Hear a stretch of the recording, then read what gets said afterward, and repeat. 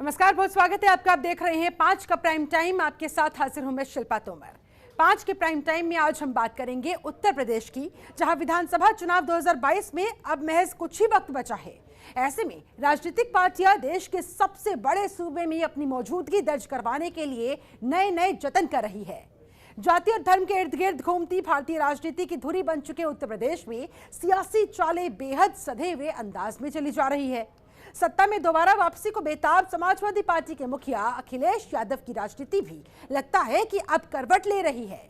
साल 2017 में सत्ता गंवाने के बाद लगातार सियासी मात खा रहे अखिलेश यादव अब उसी राह पर चल पड़े हैं, जहां से गुजरकर पहले मायावती और उसके बाद योगी आदित्यनाथ के नेतृत्व वाली बीजेपी सूबे में पूर्ण बहुमत से सरकार चला रही है।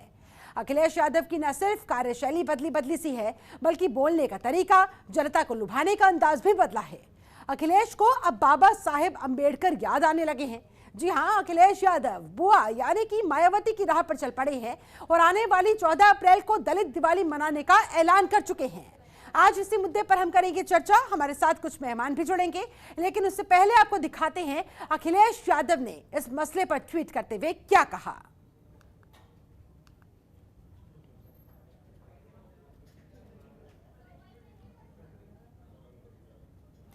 तो अखिलेश यादव ने ट्वीट करते हुए कहा है कि बीजेपी के राजनीतिक अमावस्या के काल में वो संविधान खतरे में है, जिससे बाबा साहेब ने स्वतंत्र भारत को नई रोशनी दी थी।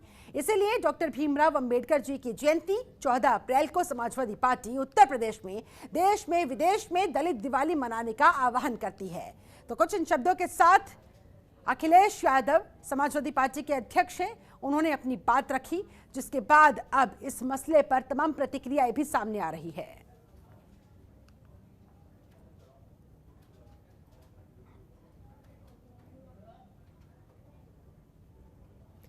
वहीं सपा अध्यक्ष अखिलेश यादव के द्वारा ट्वीट के बाद राजनीति भी शुरू हो गई है। इसे लेकर कांग्रेस प्रवक्ता डॉक्टर उमा शंकर पांडे ने अखिलेश यादव पर निशाना साधते हुए कहा कि बाबा साहेब अंबेडकर सबके हैं, लेकिन अखिलेश ने जो बात कही है उससे जातिवादी की बू आ रही है। सुनिए। बाबा साहब भीमराव अंबेडकर सबके हैं, वो विश्व धरोहर है। उनके जन्म दिवस को कौन कैसे मनाता है, ये उनकी अपनी स्वतंत्रता है। सपा दलित दिवाली के रूप में मनाना चाहती है, उनका वो अपना मुद्दा है। लेकिन दलित दिवाली, इसमें जातिवाद की बू आ रही है। समाजवादी पार्टी हो या बहुजन समाज पार्टी हो, ये सब जाति आधारित पार्टियां, इन्होंने जाति के आधार पर समाज को बांटकर सत्ता सुख की सीढ़ियां तैयार की हैं। अखिलेश यादव जी भी वही कर रहे हैं। समाज में लोगों के दिलों के बीच जाति और धर्म की दीवारें खड़ी करके सत्ता सुख के लिए ये खेल अच्छा नहीं है। अगर दलितों से प्यार होता समाजवादी पार्टी को, तो जो पीछे मायावती जी के साथ हुआ था, मैं उसमें जाना नहीं चाहता, स्टेट गेस्ट हाउस कांड में वो नहीं होता। सत्ता के लिए जातीय बंटवारे की सीढ़ियां तैयार करना सर्वथा गलत है, ये नहीं होना चाहिए। विकास की बात करिए, जो मुद्दे हैं भारतीय जनता पार्टी की उस पर बात करिए, जन्मदिन मनाइए। न सिर्फ कांग्रेस बल्कि बीजेपी ने भी दलित दिवाली मनाने को लेकर अखिलेश यादव को आड़े हाथों लिया। देखिए। और वंचित समाज के लोग यह भली भांति जानते हैं कि समाजवादी पार्टी की सरकारों में उनके समाज का किस प्रकार से उत्पीड़न किया गया, दलित समाज से आने वाले सरकारी अधिकारी कर्मचारियों को किस प्रकार से कोल्ड स्टोरेज की तरह की नियुक्तियां दी गई, उनका उत्पीड़न किया गया, उनके प्रमोशन को रोका गया। इन सब का परिणाम था कि 2019 के चुनाव में समाजवादी पार्टी और बहुजन समाजवादी पार्टी के मिल के चुनाव लड़ने के बावजूद दलित समुदाय ने समाजवादी पार्टी को वोट नहीं किया और समाजवादी पार्टी और बहुजन समाज पार्टी के गठबंधन को बुरी तरह से शिकस्त खानी पड़ी।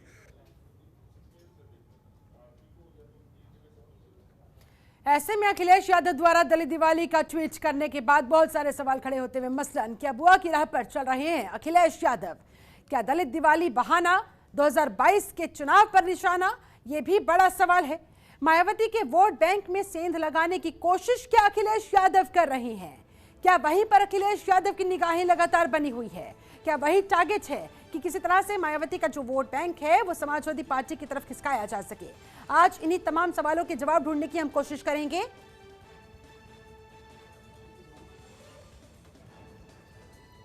हमारे साथ एक पूरा खास पैनल इस समय जुड़ा हुआ है। पैनल का मैं तारुफ आपसे करवा देती हूँ। हमारे साथ बीजेपी प्रवक्ता दिलीप श्रीवास्तव जुड़ चुके हैं, बहुत स्वागत है सर आपका।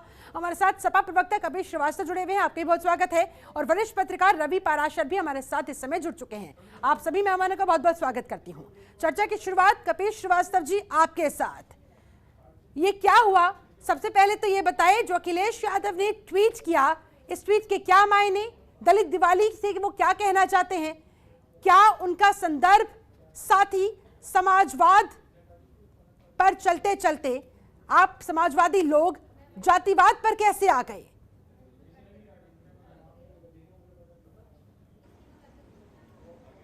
शिल्पा जी, इसमें जातिवाद की बात कहां से आ गई? जो माननीय राष्ट्रीय अध्यक्ष हमारे अखिलेश यादव जी ने अपना ट्वीट किया है, उन्होंने स्पष्ट किया और वो crystal clear comma by full stop है, जिसका निर्वचन सिर्फ एक हो सकता है और अलग नहीं हो सकता। और वो सिर्फ ये है कि जब हम परतंत्रता की बेड़ी में जकड़े थे और जिस तरीके से हमें आजादी हासिल हुई और उसके बाद लोकतंत्र की स्थापना और हमारा गणराज्य घोषित हुआ, तो हमारे जो संविधान के निर्माता थे बाबा साहब भीमराव अंबेडकर जी, उनकी जयंती को हम दीपावली के उत्सव की तरह मनाएंगे, क्योंकि भारतीय जनता पार्टी ने के काल के अंदर अमावस्या का काल संविधान करा। और शायद आपको याद होगा कि भारतीय जनता पार्टी के ही शासनकाल में माननीय सर्वोच्च न्यायालय के 4 कॉलोजियम के वरिष्ठतम 4 जज, जिसमें कि एक वर्तमान के जज भी हुए जिनको राज्यसभा इस समय भेजा गया है भारतीय जनता पार्टी के द्वारा, वो उस समय निकल के आए थे और उन्होंने कहा था, उस समय शिल्पा जी उन्होंने कहा था कि आज अगर हम अपनी आत्मा की आवाज पत्रकार वार्ता के माध्यम से देश के समक्ष नहीं रखेंगे तो हमें आने वाली पीढ़ियां माफ नहीं करेगी। और उन्होंने क्या कहा था? उन्होंने कहा था कि देश के लोकतंत्र को खतरा है, क्योंकि कहीं ना कहीं भारत का जो संविधान है और उसके मार्फत जो संवैधानिक संस्थाएं स्थापित की गई हैं, उसमें एक दूसरे के काम में इंटरमीन किया जा रहा है, यानी लोकतंत्र को खतरा पैदा किया जा रहा है भारतीय जनता पार्टी की मोदी सरकार के द्वारा। तो ये हम कपीश श्रीवास्तव और आदरणीय अखिलेश यादव जी की बात नहीं है, ये तो कॉलोजियम के 4 वरिष्ठतम जज ने आप सबके सामने अपनी प्रेस ब्रीफ की थी।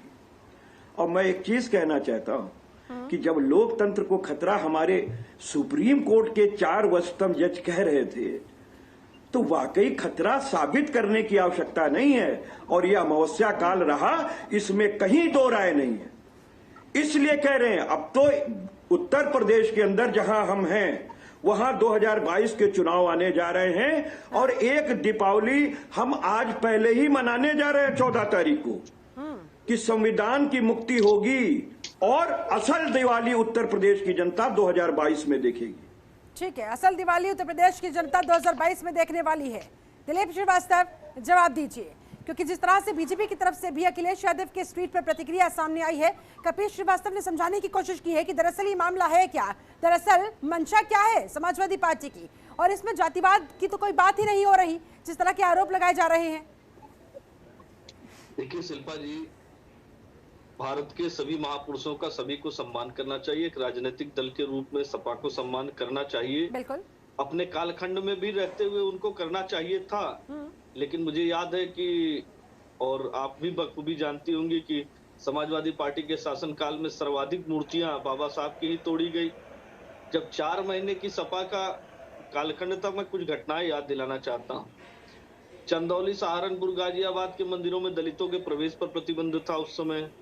गृह जनपद इनके इटावा में दलितों पर ट्रैक्टर चला दिया गया था, रौंद दिया गया था। ये तो घटनाएं इनका चेहरा दिखाने के लिए, जिन्होंने दलितों के घर जलवाए हों अपने संरक्षण में, आज वो दीपावली उनके साथ मनाएंगे। दलित अच्छी तरह से जानता है और भारत के संविधान के निर्माण में अग्रणी भूमिका निभाने वाले डॉक्टर अंबेडकर जी तो सभी के हैं, उनका सम्मान करना चाहिए। और आज आप डॉक्टर साहब का, बाबा साहब का सम्मान कर रहे हैं, कल डॉक्टर राजेंद्र प्रसाद जी का करें, बहुत अच्छी बात है। सारे महापुरुषों का आपको सम्मान करना चाहिए। लेकिन उनकी जो उनके वास्तविक सिद्धांत थे, उनका भी क्रियान्वयन करिए। स्टेट गेस्ट हाउस कांड कोई नहीं भूला है, बिल्कुल। स्टेट गेस्ट हाउस कांड किसी ने भूला नहीं है। दलितों की मैं कुछ और भी बता दे रहा हूँ, अखिलेश सरकार के शासन काल में दलितों की जमीन को खरीदने बेचने के नियम बदले गए थे, बखूबी कपीश जी बताएंगे इस बारे में।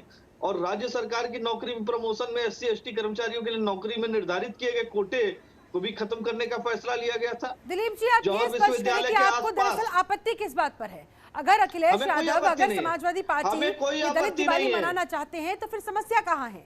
नहीं शिल्पा जी, हमें कोई आपत्ति नहीं है। देखिए, हर पार्टी का अपना एक एजेंडा होता है, जनता के बीच में वो जाता है। हर दल को जाना चाहिए। और बाबा साहब, मैं तो कह रहा हूँ कि बाबा साहब का जन्मदिन मनाइए और दलितों से प्रेम भी दिखाइए, उनके बीच में जाइए और पश्चाताप करिए कि जो अपने सरकार, अपने शासन काल में आपने उनके साथ कुकृत्य किए, उसके लिए पश्चाताप भी आपको करना चाहिए। यानी कि बीजेपी का कहना है, कपिल श्रीवास्तव आपसे जल्दी से इसका रिएक्शन लेते हुए, बीजेपी कह रही है कि जिस समय बाबा साहेब अंबेडकर की प्रदेश भर के अंदर मूर्ति तोड़ी जा रही थी, तब आपको दलित प्रेम याद नहीं आया, तब आपको दलित दिवाली याद नहीं आई। अब जब विधानसभा चुनाव सर पर है तो अब आपको वोट बैंक की खातिर दलितों की इतनी याद सता रही है। शिल्पा जी, इन पिछले 4 वर्षों में कम से कम उत्तर प्रदेश में 4 से 6 जगहों का प्रकरण आया है जिसमें बाबा साहब भीमराव अंबेडकर की मूर्तियां जो हैं बजरंग दल और इनके अनुषंगिक संगठनों ने तोड़ी है, और हमारे खंडकाल में भी तोड़ी, जिसमें हम लोगों ने गिरफ्तारियां की थी। ये खुद चोरी करते हैं और तोहमत हम पर जड़ते हैं। दूसरी चीज मैं एक बात कहना चाहता हूं दिलीप भाई, कि हम लोगों ने प्रस्ताव, अब एक मिनट सुन लें, आप सुन लें, आप तो बहुत अच्छे इंसान हैं, सुन लें जरा। आपने प्रश्न किया, उसके उत्तर में जी मैं उत्तर दे रहा हूं। आपने कहा जो जमीन पे उन्हें आरक्षित करने की बात थी और हम लोग हटा दिए थे, तो हम लोगों ने एक प्रोविजन लाने की कोशिश की थी, लेकिन हटाया नहीं था। और उससे नहीं सुन तो लें। अरे बिल्कुल खरीदने बेचने के नियम, उसका कारण भी था कि जो जमीन SC की थी, अगर वो SC को बेचना चाहता है तो बेच ले, लेकिन किसी और को बेचना चाहता है तो उसको परमिशन लेनी पड़ती है। परमिशन मिलती नहीं है और उसकी जमीन का उचित दाम नहीं मिलता है। तो समाजवादी पार्टी की सरकार अगर इस नियम को लाना चाहती थी तो इससे तो पावर्ड होता वो SC जिसकी जमीन का दाम बढ़ जाता। आप बहुत अच्छे से जानते हैं इस बात को कि हम और आप नहीं खरीद सकते हैं, कोई SC ही SC की जमीन खरीदेगा, वरना खरीद नहीं होगा। तो ये तो हम अच्छी चीज उनको पावर्ड करने के लिए लेके आ रहे थे। तीसरी बात तोमर, ये एक सेकंड के लिए मैं तीसरी नहीं मैं बस तीसरी बात का इनको जवाब दे दूं कि गेस्ट हाउस कांड पे बहन मायावती जी ने जब हमारे साथ वो 2019 में चुनाव लड़ी, तो उसी समय उन्होंने कह दिया कि ये भारतीय जनता पार्टी का षड्यंत्र था। और ब्रह्मदत्त द्विवेदी वहां अचानक कैसे आ गए थे? उन्होंने साफ सफाई की और वो हमारे साथ कंधे से कंधे मिलाकर के चुनाव लड़ी। अब ये बात ये साफ हो गया कि अगर हम दलित विरोधी होते तो बहन मायावती कभी हमसे जो है कंप्रोमाइज करके चुनाव नहीं लड़ती। चलिए ठीक है, आऊंगे आपके पास। रवि पाराशर, आपको क्या लग रहा है, आपका विश्लेषण इस समय इस स्थिति पर क्या कह रहा है, इस ट्वीट पर क्या कह रहा है? क्या वाकई में दलित बहाना है क्योंकि 2022 पर असल निशाना है? क्या वाकई में सत्ता पर काबिज होने की खातिर अखिलेश यादव बुआ की राह पर चल पड़े हैं? देखिए, इसमें कोई शक नहीं है कि जो टाइमिंग है उसको अगर हम देखें तो ये बाकायदा एक पॉलिटिकल एम्बिशन उनकी उभरी है, और ऐसा कोई पहली बार समाजवादी पार्टी में नहीं हुआ है। अभी समाजवादी पार्टी के प्रवक्ता बता रहे थे कि 2019 का लोकसभा चुनाव मायावती जी की बहुजन समाज पार्टी और अखिलेश यादव की समाजवादी पार्टी के बीच गठबंधन में लड़ा गया था, और उस समय भी बहुत सारे पॉलिटिकल कयास लगाए जा रहे थे। और आपको याद होगा कि प्रधानमंत्री नरेंद्र मोदी उस समय भी चुटकियां ले रहे थे कि 23 मई को ये गठबंधन जो हुआ है मायावती जी और अखिलेश जी के बीच में, वो उसका आखिरी दिन होगा, और ऐसा कुछ हुआ भी। और जून में बाकायदा मायावती जी ने बयान जारी करके ये कहा कि समाजवादी पार्टी के लोग BSP के पक्ष में प्रचार नहीं कर रहे हैं, लिहाजा हम गठबंधन से हट रहे हैं। आपको 2019 के चुनाव परिणाम भी याद रखने चाहिए, जब मुलायम सिंह के परिवार वालों ने तो अपनी सारी सीटें जीत ली थी, लेकिन BSP की हालत बहुत ज़्यादा पतली हो गई थी। और उसके तुरंत बाद अखिलेश यादव जी ने बतौर समाजवादी पार्टी के अध्यक्ष एक परिपत्र जारी किया था, और बाबा साहब भीमराव अंबेडकर का जो परिनिर्वाण दिवस है 6 दिसंबर को सारे समाजवादी पार्टी के कार्यालयों में मनाने का निर्देश दिया था और उसके बाद कुछ फंक्शन पूरे प्रदेश भर में हुए भी। लेकिन 2020 में फिर वो उत्साह, उनका दलित प्रेम उनका ठंडा पड़ गया और अब जो 2022 में जब चुनाव आने वाले हैं, बिल्कुल चुनाव की रणभेरी उत्तर प्रदेश में बजने वाली है, तब एक बार फिर से उनको बाबा साहब भीमराव अंबेडकर की याद आ रही है। लेकिन इसमें जैसा कि भारतीय जनता पार्टी के प्रवक्ता कह रहे थे कि उनको कोई ऐतराज नहीं है, तो एक पत्रकार होने के नाते मुझे भी इसमें कोई ऐतराज नहीं है, बशर्ते कि ये पार्टी, किसी भी पार्टी की ये सोच जो है वो दीर्घायु हो, लंबे समय तक चले। केवल पॉलिटिकल एम्बिशंस की पूर्ति करने के लिए मैं आपसे यही जानना चाहूंगी। रवि जी, आप वरिष्ठ पत्रकार हैं, सालों साल का आपके पास एक्सपीरियंस है पत्रकारिता के अंदर, आप जरा ईमानदारी से ये विश्लेषण करने की कोशिश कीजिए, ये बताने की कोशिश कीजिए कि मैं किसी भी दल की बात कर लूं अगर, कि क्या वाकई में उन्हें दलितों से प्यार है या दलित वोट बैंक से महज प्यार है, और वो भी सिर्फ चुनावी सीजन में प्यार उनका नजर आता है, उसके बाद फिर वो भूल जाते हैं। Shilpa ji, irrespective all the political parties, बहुत दुख के और अफसोस के साथ मैं कहना चाहता हूं कि अगर सारी पार्टियां, कोई सरकार जिसकी पार्टी की होती है वही समाज सेवा और या लोक कल्याण के काम नहीं करती। जो पार्टियां हैं, देखिए हमारे यहाँ तो जो प्राइवेट कंपनियां हैं वो भी CSR एक्टिविटीज़ के तहत बहुत सारे जन कल्याण और लोक कल्याण के काम करती हैं। तो कोई भी पॉलिटिकल पार्टी, चाहे वो समाजवादी पार्टी हो या बहुजन समाज पार्टी हो या भारतीय जनता पार्टी हो या कोई और पार्टी हो, वो ये तर्क नहीं दे सकती है कि हम तो सत्ता में नहीं है इसलिए हम जन कल्याण के काम नहीं कर रहे हैं। तो किस आपको एज अ पार्टी आपको किसने रोका है? एक बहुत पुराना उदाहरण मैं आपको देना चाहूंगा। और एक और मुझे बात याद आ रही है कि उत्तर प्रदेश में, श्वेता जी, आपको ये जान के बहुत ताज्जुब होगा, हैरत होगी कि सर पर मैला ढोने वाले दलितों की संख्या देश में सबसे ज्यादा है। मायावती जी एक चेहरे के तौर पर सबसे ज्यादा समय तक मुख्यमंत्री रही यूपी की, और उनकी राजनीति का मुख्य केंद्र बिंदु, लेकिन जिस मायावती को दलित समाज अपना मसीहा मानकर चल रहा था, कहीं ना कहीं मायावती के कमजोर होने के बाद, BSP के कमजोर होने के बाद, इसी कमजोरी का फायदा उठाने की कोशिश में सपा लगी हुई है।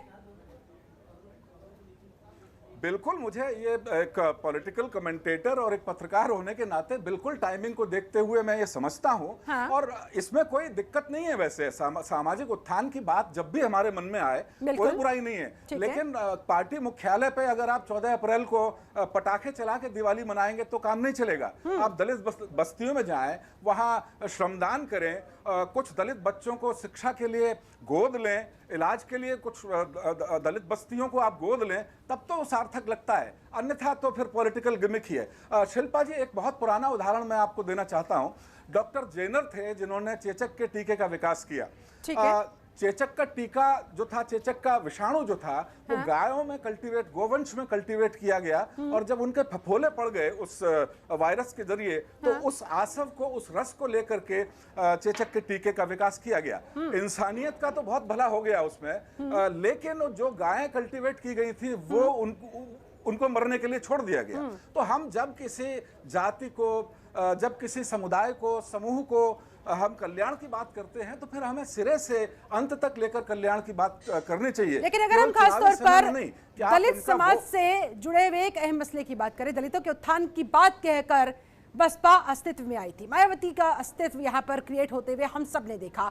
ऐसे में वही बसपा, वही मायावती आज की तारीख में ट्विटर की दुनिया से बाहर निकलने के लिए, सोशल मीडिया से बाहर निकलने के लिए तैयार ही नजर नहीं आती। जिस तरह से आपने तमाम पहलू भी गिनवाए कि धरातल पर उतरते हुए दलित समाज के उत्थान का काम होना चाहिए, ऐसा कुछ होता हुआ नजर नहीं आता है। ऐसे में जाहिर सी बात है, अगर अब समाजवादी पार्टी उसी दलित समाज को साथ लेकर उनके उत्थान के मकसद के साथ आगे काम करना चाहती है, तो ये स्वागत योग्य होना चाहिए।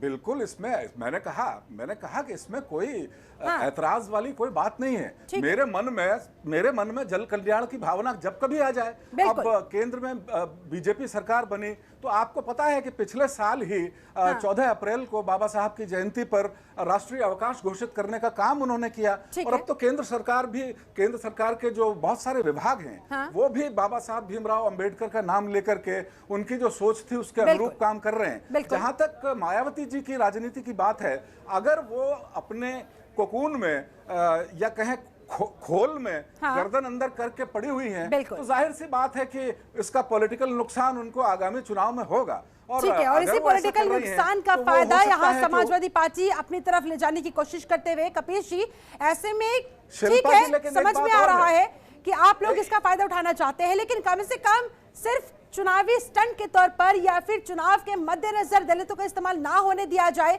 यह भी आपको सुनिश्चित करना होगा। दलितों का वोट बैंक लेकर हासिल करने के बाद आगे उनके उत्थान के लिए क्या कुछ किया जाना है, यह भी तो आपको बताना होगा, क्योंकि अब सोशल मीडिया के आज के जमाने में किसी भी व्यक्ति को बेवकूफ बनाना आसान नहीं है जैसा पहले हुआ करता था। अब सोशल मीडिया ने तमाम लोगों की, वो किसी भी समाज से क्यों ना ताल्लुक रखता हो, आंख नाक कान सब खोल दिए हैं।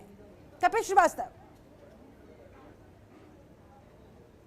शिल्पा जी बहुत सही बात है, किसी चीज को एक त्योहार स्वरूप मना लेने से काम नहीं चलता। Exactly. ये बिल्कुल हम लोग मानते हैं। हाँ। देखिए 1992 में जो 1992 में समाजवादी पार्टी की स्थापना हुई थी, हाँ। वही समतामूलक समाज की स्थापना के लिए हुई थी, और उसमें तमाम विभिन्न धर्म जाति के लोगों को समाहित कर एक पिलर के रूप में समाजवादी पार्टी खड़ी हुई थी, और समाजवादी पार्टी ने उसके उद्धार के लिए आरक्षण की खूब लड़ाई लड़ी।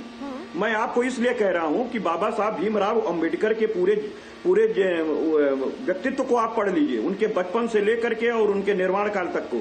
ठीक है। आप पाएंगे कि किस संघर्ष काल में उनका जन्म हुआ था और उन्होंने किस तरीके से संघर्ष करके शिक्षा के क्षेत्र में एक शिक्षाविद हुए, और जितना उन्होंने पढ़ा शायद सामान्य जाति के लोगों ने उतनी शिक्षा नहीं ली जितनी उच्च शिक्षा उन्होंने उस दरमियान ली, और उसमें भी समाज के कुछ तबके ऐसे थे जो उनका साथ दिए और उनको वहां तक ले गए थे।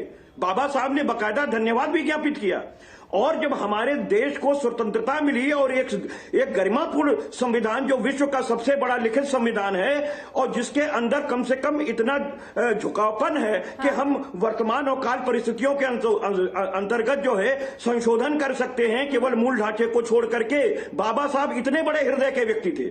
हाँ। तो मैं तो बहुत सीधी सी बात कह रहा हूं कि आप भारतीय जनता पार्टी को इस मसले पे सोचना चाहिए कि जब कपिल श्रीवास्तव जरा दिल पर हाथ रखकर इस बात का सच जवाब दीजिएगा। वही मैं कहना चाहता हूं, बिल्कुल मैं कहना चाहता हूं इसी बात को। हाँ। कि देखिए भारतीय जनता पार्टी ने खेत और मेड़ की लड़ाई समाप्त कर दी। पूछिए क्यों? इसलिए कि जब सरकारी क्षेत्र के आप कंपनियों को बेच देंगे या उनमें रोजगार नहीं रह जाएगा, तो आप किसी दलित को नौकरी में ला करके सामाजिक आर्थिक रूप से कैसे बड़ा कर पाएंगे? हाँ। तो इन्होंने तो सीधे सीधे हमला कर दिया सरकारी नौकरियों पे, और इन्होंने सरकारी नौकरियों में जब नौकरी खत्म कर दी तो आरक्षण लगभग समाप्त प्राय हो गया। यही तो हमारी लड़ाई चल रही है, इसी बात की हमारी लड़ाई चल रही है। लड़ाई लड़ रही है और आगे भी लड़ती रहेगी, और अब तो बाकायदा दलित दिवाली मनाने के साथ।